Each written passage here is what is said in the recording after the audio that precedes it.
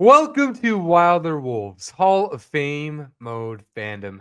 My name is Wilder Adams, and happy Thanksgiving, everybody. I hope you all had a fantastic holiday with your friends and your family. Hopefully, you guys have a ton to be grateful for outside of the Minnesota Timberwolves and their forsaken fourth quarters, because that's been a disaster. And that's kind of what this episode is about, honestly. It is about hopefully moving into the holiday season, thinking what equivalent to a Christmas present this Timberwolves roster can add to fix a lot of their late game woes, and that is a point guard. So we are going to talk about some potential candidates that I would like for the Minnesota Timberwolves to pursue at this year's deadline. It's going to be a top 5 ranking because that is my biggest takeaway with the Minnesota Timberwolves this season. I gave it time. I gave it 18 games. I looked at it like, okay, the point guard position might be an issue, but it also might not be, right? Because look at the Oklahoma City Thunder. They let Josh Giddey go, and they become the best team in the league. And a lot of that's not because of the point guard position, but because they didn't need one. They had Shea as an offensive engine. They had a lot of good complementary decision makers. And in the modern NBA, you kind of want to move toward that direction where you don't need that like traditional game managing guard, and rather you can have somebody who can just, be your main creator and then have others around that main creator and help them out. That's what you want. And I thought Minnesota might be headed toward that direction with Anthony Edwards as the Shea of this team. And I do think eventually that can get there with Ant, where he can be a true overall engine. But when you look at the fourth quarter of the season, when you look at clutch time, the way this team has performed, I mean, they're bottom 5 in the clutch on offense this year. They are number 1 in turnover percentage. They're at 26.5% in turnover percentage in the clutch, which is not only bad, it is the worst in the NBA by 7.5%. The second worst is the Washington Wizards at 19%. So this is not only a bad issue, and it's a massive issue. A massive issue. Literally over a quarter of the time when Minnesota has the ball in the clutch, they're going to turn over the ball. And unfortunately, the reality is that's because what Minnesota has on the roster isn't good enough in terms of managing the game late. Anthony Edwards could get there. I think he will eventually, but he's age 24 and he's not quite a game manager yet to the extent of a Shea or a Luka, right? He's a great bucket getter late. That's what we've seen in the last few clutch games. Anthony Edwards being incredible late in those remarks, but in terms of controlling the game, calming it down, the turnovers, Minnesota has nobody who can do that right now. Julius Randle, he's been terrible in the clutch this year in terms of taking care of the basketball. I mean, the last few games, he's basically been JJ McCarthy with ball security. So this is just something this team needs to work on. And not only work on at this point, they need to add it, because as smart as Mike Conley is as a basketball player, I think we all see it. He's not there anymore as a true point guard at a starter level. And Rob Dillingham at this point in time is not even close to where this team needs him to be, where they wouldn't consider adding another brand new point guard. So this is just a big issue with this team.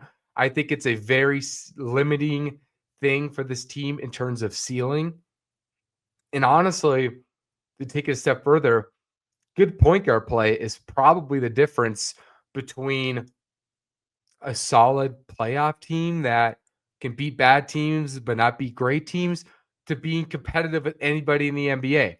A good point guard could push this team into contention if you make the right moves, because outside of that, Minnesota has more than enough firepower at the top. And even though the bench has been an issue this year, and I think we saw it with the Oklahoma City Thunder game with Terrence Shannon Jr., I still think Terrence Shannon is going to be a big piece this year. I know Naz Reid's a big piece. Hopefully, Rob continues showing steps forward. Jalen Clark has been excellent this year. So I definitely think the most glaring issue on this roster, it's the point guard position. And there's a lot of big names that have been thrown around because, fortunately for Minnesota's timing, this is the biggest deadline for a point guard probably that we've ever seen. I don't remember the last time this many point guards have been on trade rumors at the deadline. I don't know. Trae Young, Lamelo Ball, Ja Morant, you go top to bottom. It's like usually you don't have star point guards being flipped around. I mean, obviously, Luka Doncic last year, and we'll probably never see a bigger deadline for a point guard than Luka Doncic last year, but the volume this year is amazing. And a lot of these players, they could be dealt for a lot cheaper than they would have been 1 year ago because of weird circumstances with their team, right? Like John Morant, his injuries, his regression, LaMelo Ball, his injuries, his lack of winning, Trae Young, similar, not winning a ton with Trae Young. The Hawks have Jalen Johnson running the show. It looks a little better. So it's a big reason why maybe Minnesota could get into this, right? It's not great to have point guards with these questions, but also I think for a Minnesota team that would need to kind of buy low on something with lack of draft picks, it's kind of a perfect storm. And that's not even mentioning some other pretty quality starting guards who could be on the move. You never know. It's just a great deadline for a team like Minnesota, possibly looking, far out over 2 months from now when the deadline happens. So I was curious on who you guys think would be the best fit at point guard for the Timberwolves. And there were like 20 different types of point guards, over 100 answers, and a variance of like 20 point guards, which I think is showcasing the potential optionality at this deadline with what Minnesota can pursue. And personally, for me, it doesn't need to be a star point guard. It doesn't need to be somebody you give up the farm for. Honestly, usually you don't like giving up the farm because you have to kind of reset the culture and the chemistry of a team. And then you really have to build from the ground up in that department. So, in that way, that's not ideal, giving up like the entire roster. But there's also possibilities where you might not need to do that. And if you do that, it might be worth it because you might be setting up Anthony Edwards with a second star. So let's get into my top 5 point guards at this deadline for Minnesota to pursue because there's a wide range of potential profiles and players and things of that nature. So let's start with number 5. My number 5 point guard Minnesota should pursue at the deadline is Lamelo Ball. Lamelo Ball of the Charlotte Hornets, the guy who Minnesota was very much in play for when they had the number 1 pick. And they had to pick between Anthony Edwards, James Wiseman, and Lamelo Ball. And Lamelo Ball is a double-edged sword for me.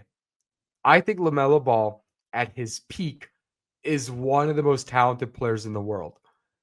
He's one of the only guys in the league who has the talent to be a top 10 shooter, ball handler, and passer in the NBA. Very few people have that ability. LaMelo Ball does it in a 6'7" profile. That's what makes him different. So LaMelo, the talent's there. There's no doubt. But then there's also really massive flaws, right? You're trading for somebody on a max contract with this team structure, which means you're probably giving up a combination of contracts.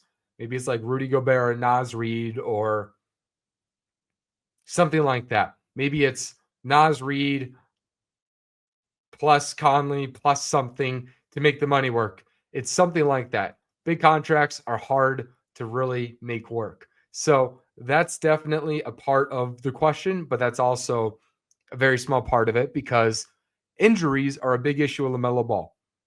I mean, his last couple of years, he's been more injury prone than a Zion Williamson. I mean, LaMelo Ball is hurt right now, or he just came back from injury. So, I mean, last couple of years, 47 games played in 24, 22 and 23, 36 and 22. Very injury prone and very little frequency of time in which when somebody starts a career injury prone, they don't finish their career injury prone. So If Minnesota traded for Lamelo Ball, you're just going to have to accept he is going to be injury prone, most likely than not. Big red flag for me. That's the biggest red flag, frankly, because I do think that the play style of LaMelo Ball would be so glorious next to Anthony Edwards. I think his ability to space the floor, push pace, his creativity with the ball, I think the wow factor between he and Anthony Edwards could even be better than Ja Morant and Anthony Edwards. It's just they have such a good complementary game that I think would be super just showtime. So I think LaMelo Ball, really high ceiling player. At his ceiling, he could be a legitimate top 10 player in the league, in my opinion. But the injuries make it a big question. And I also would say that he comes off as a guy who needs a new scenery, right? I think for him, it appears it's become really stale in Charlotte. I don't think his efficiency has been great. And I think a big part of that might be engagement with what's going on in Charlotte. So I think you might get a revitalized LaMelo Ball, and then you pair him with Anthony Edwards. You might have the star of the future next to Ant, and you also have somebody who would just bring that playmaking juice that this team really needs. He's legitimately one of the best passers in the NBA. So it's a double-edged sword, right?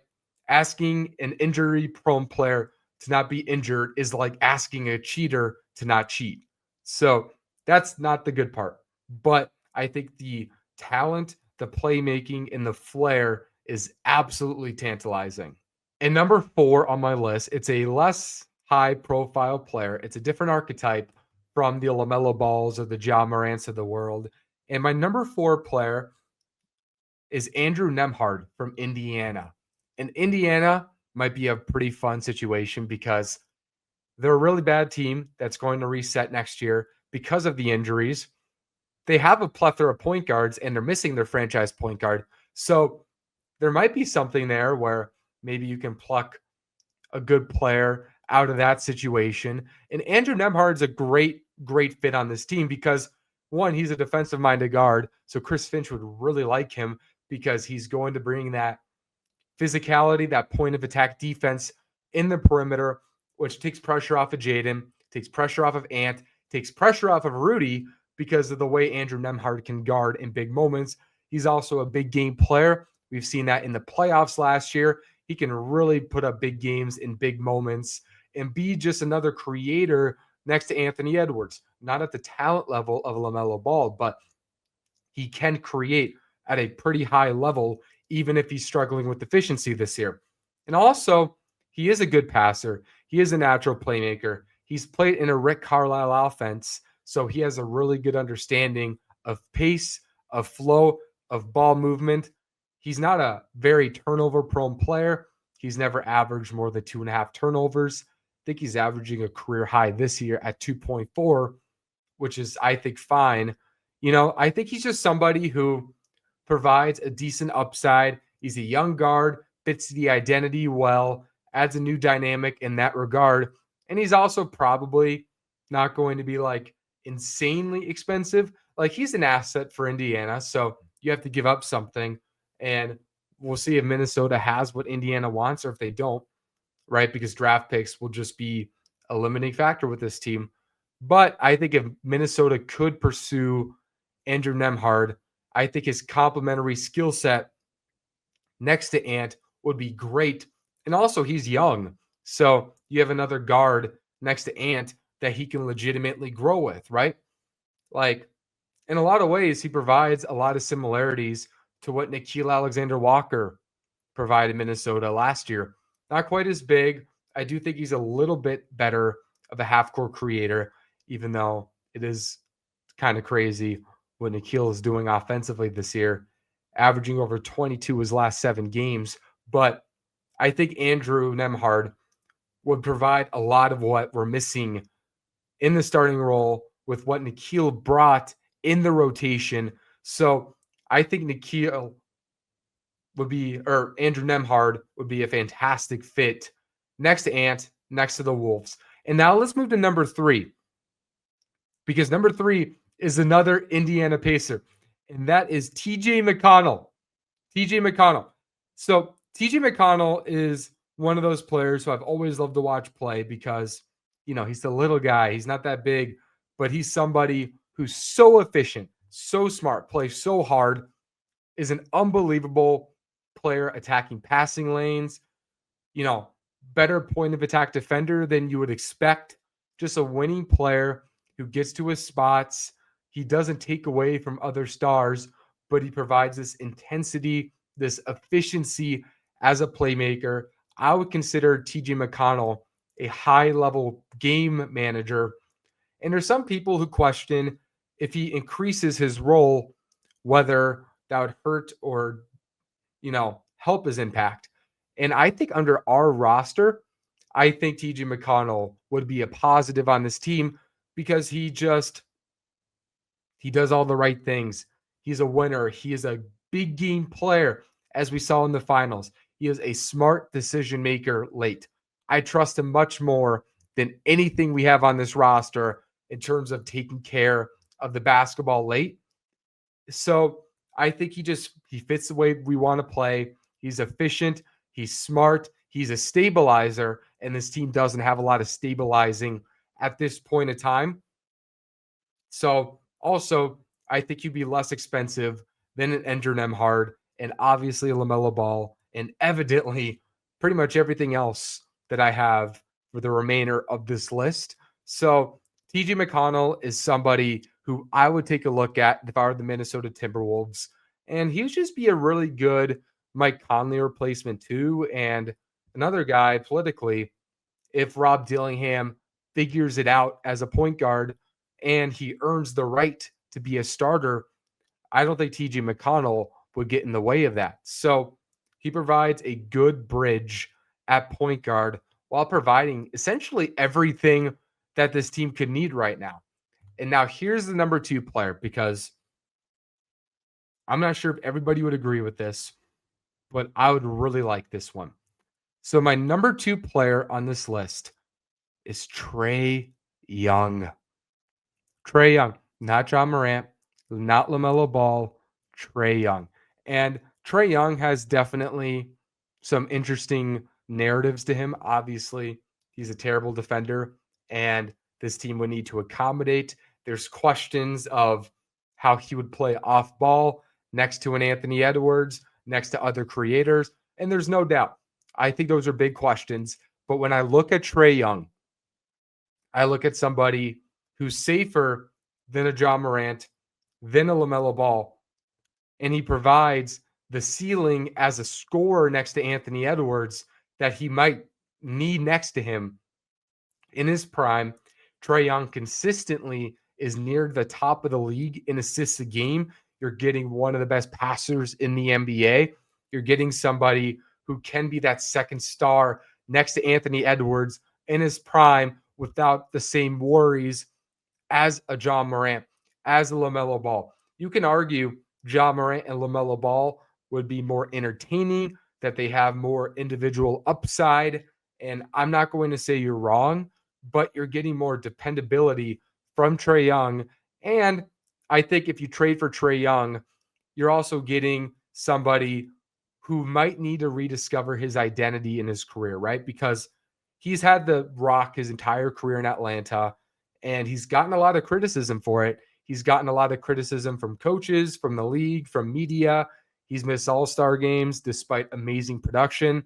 So on one hand, you could be getting a Trae Young that might not want to change, and that is a risk.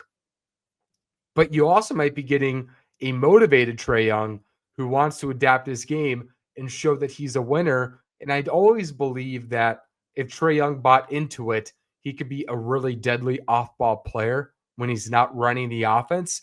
And if you get that version of Trae Young, you're getting a special player next to Ant.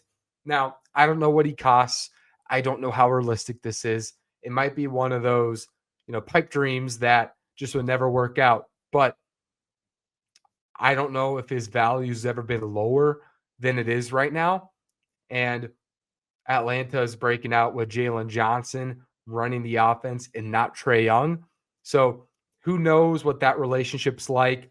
there's a contract situation in Atlanta right now because, he could be extended right now.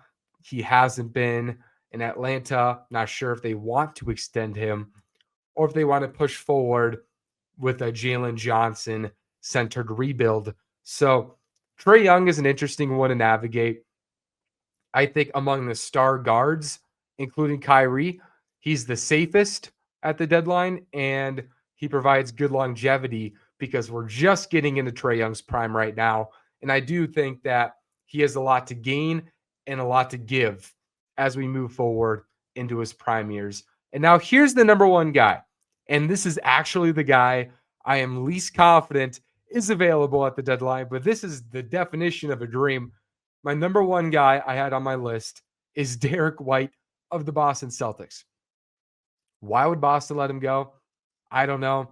I don't know where they really stand on the roster construction. They have Anthony Simons, who they dealt Drew Holiday for, and that felt like a rebuild trade. They let Al Horford go. It feels like they're pivoting, but how much are they pivoting? They're 10-8. They're competitive. This is actually before the Celtics game. A lot of you guys, I'm sure, will be listening to this after Derrick White and the Boston Celtics played the Minnesota Timberwolves. But talk about the perfect player next to Anthony Edwards. A really smart player, really good passer, but in a way that isn't volume dependent in contrast to a Trae Young. He is somebody who can pass the basketball on and off the ball. He's a great shooter, great defender, great leader. He just adds a lot of intangibles to this team that might be missing.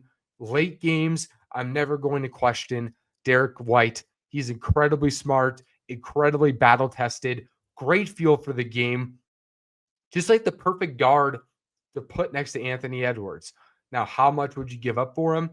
He might be more expensive than Trae Young, Lamelo Ball, Ja Morant, all of them. So I'm not sure how realistic this is, but I do believe that Trae Young or Derrick White would be like the perfect Anthony Edwards backcourt mate. I think he would get a lot out of Julius Randle, a lot out of Jaden. He wouldn't get in the way of those guys. Now, the question, what can Minnesota give? And that's why I think this is a long shot, but something Minnesota should still consider.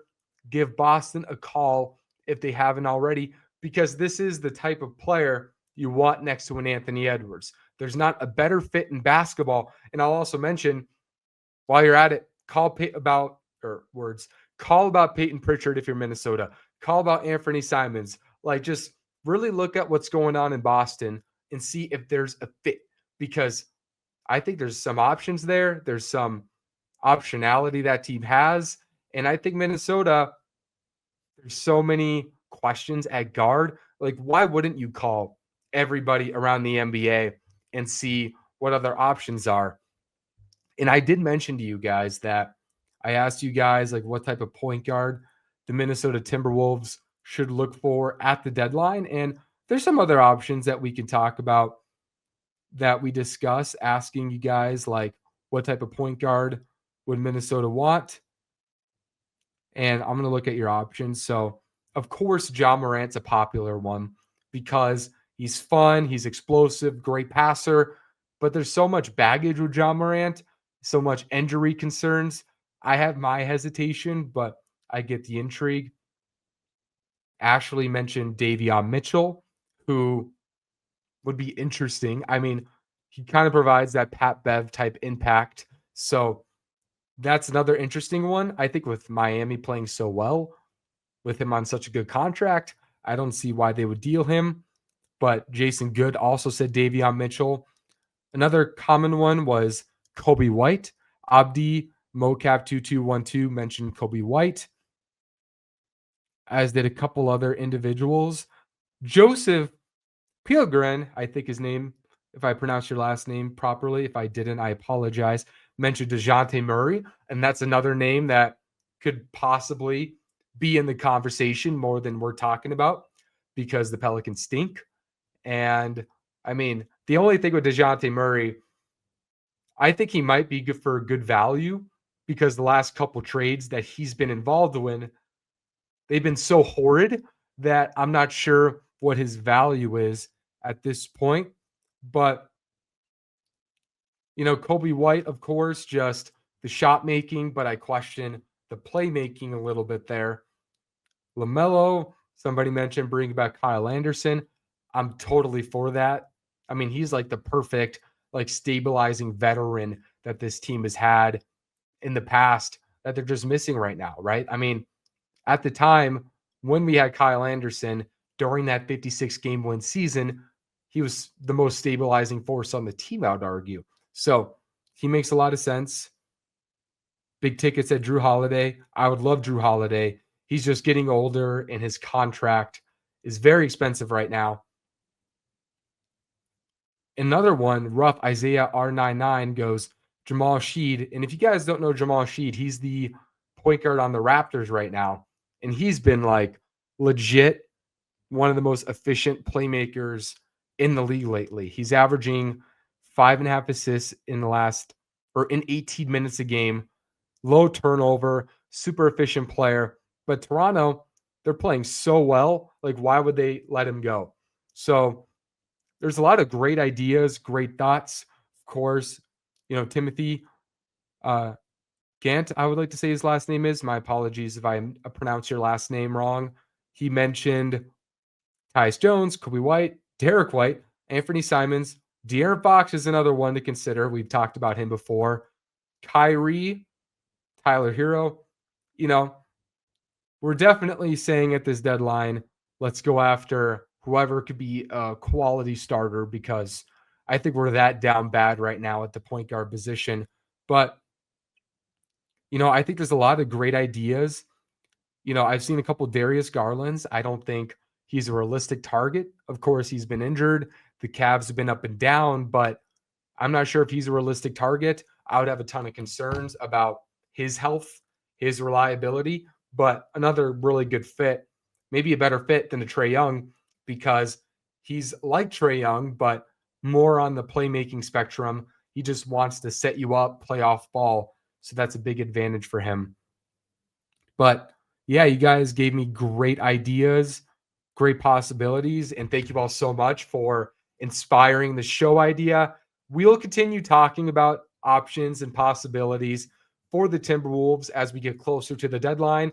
Hopefully, in a month, we don't even need a point guard and they miraculously figure out clutch time and Ant's playmaking takes a step and Rob Dillingham plays better, right? Like there's still time in this, but I think it's really good to get a check at this point in time where this team might need to stand at point guard because that's where it seems to be trending. But you guys are awesome. Thank you all so much for listening to me on this holiday weekend. We have more content coming soon. My apologies for not recording a ton this last week.